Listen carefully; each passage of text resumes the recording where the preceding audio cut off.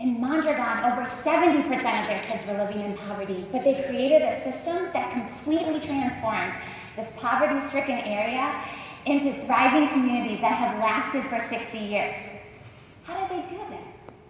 They did it by creating an interconnected network of worker-owned co-ops, which are businesses owned and controlled by their employees. And when we talk about interconnected, we mean they're not isolated entities working alone. They belong to a family of co-ops that can pool their resources to get through downturns. Cincinnati Union Co-op is bringing this model to life in the United States, right here in Cincinnati. We're on the cutting edge. Other cities are following our lead. Starting a business, it's scary, it's risky. You need to have access to capital, to networks, to training, barriers for many.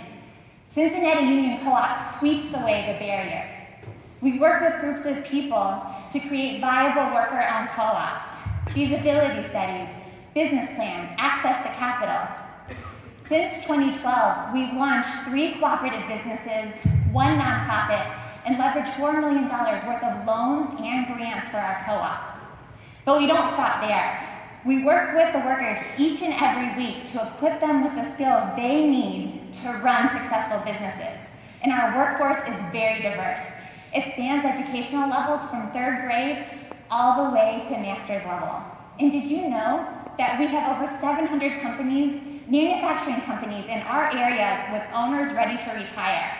Historically, 80% of these will close their doors. Think of the jobs, think of the families.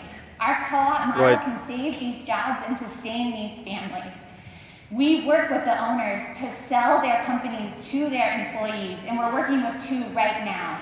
We have a waiting list of 17 groups of people who want to create co-ops, and excitingly, a local foundation has given us substantial support to bring Isabel Orbe, one of Mondragon's premier cooperative development specialists, to Cincinnati for 8 months to help us launch a Union Co-op Training Institute so that we can address this backlog.